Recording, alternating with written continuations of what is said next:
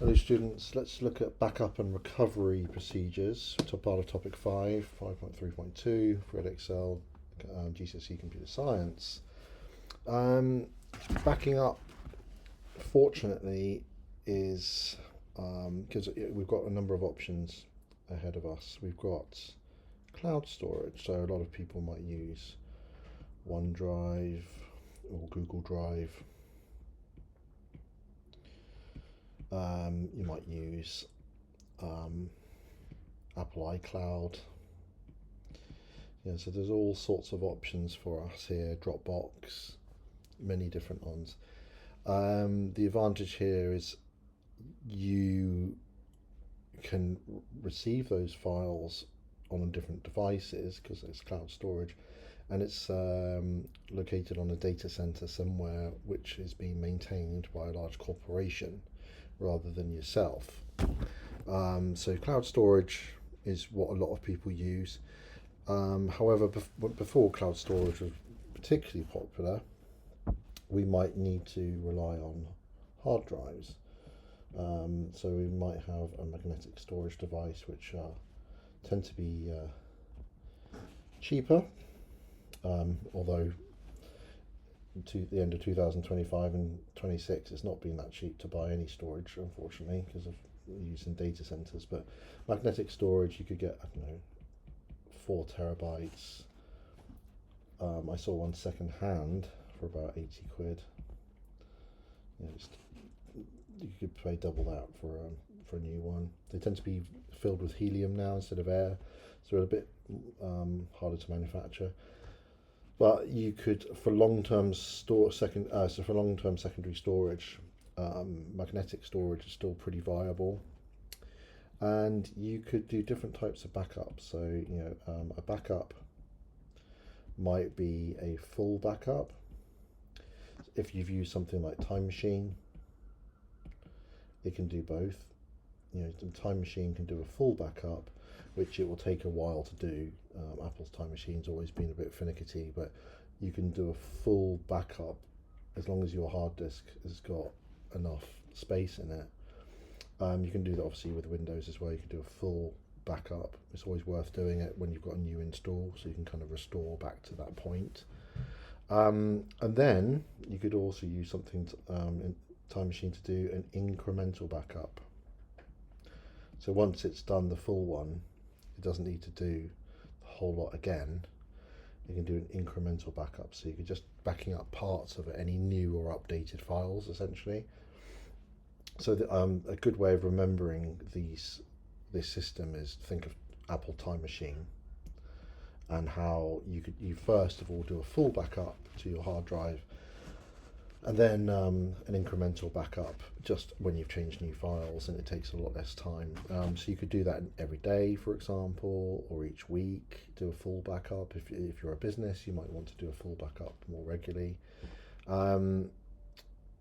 If you're working from home, you might want to have a sort of disaster recovery plan, maybe even have some storage off-site. When I was managing a server in my old school, I made sure that I backed up all the data from the server minimum monthly on a USB stick. So I'd physically go into the server room, and I'd find my big rack computer where the databases were, plug in the USB, and it's only being used on that system. I didn't use it on any other devices. Because you don't want any infections to happen. USB is pretty bad for that sometimes, but I put the USB in, and I put a backup, a full data backup onto that, and then I put it off-site, so it's in a different part of the building. And it helped because one day this particular server got hit by ransomware, and all of the data was encrypted, and I could recover the data because I had a full backup on a USB stick. I had to reinstall all the operating Windows Server again, and I had to put the databases back, but the actual data was on the USB stick, so I didn't lose anything. Well, I lost a few days of work, but could have been much worse.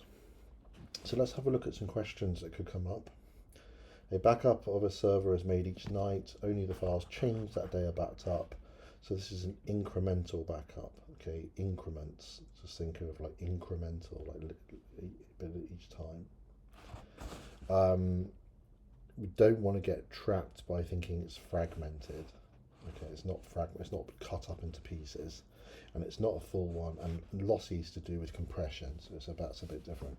So it's incremental backup if you're just doing the stuff you've changed. Explain one reason why files should be backed up regularly. Well, just don't overthink this. It helps prevent data loss.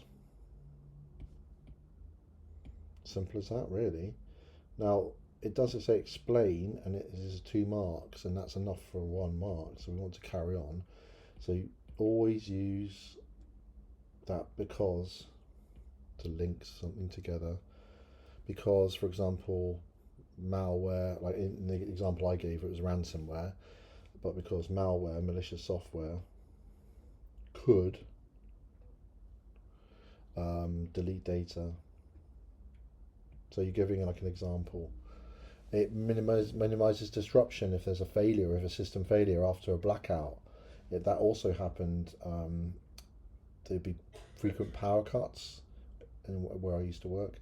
So when you had a power cut, the server suddenly switched off and it might have lost data. So you can minimize disruption following a system failure because data can be restored. And no physical, if data can be restored if there was any like fire or floods or damage to storage devices, these things do happen. This is a bit tangential, but you can get a UPS. You can get like essentially a big battery, which plugs into a computer. So let's say you've got your computer running, and you really didn't want to.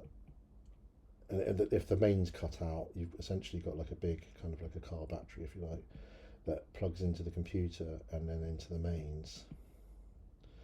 And if the mains cuts out, the battery keeps the computer running for like, I don't know, 30 mins. So if the power might come back on again and everything's okay, but then what the UPS also does is gently shut down the computer if it's got no power left, and then you don't lose any data because of a sudden wipe. But this is not in the GCSE, so it's just extra information. Okay, that's not going to be in your GCSE. Good.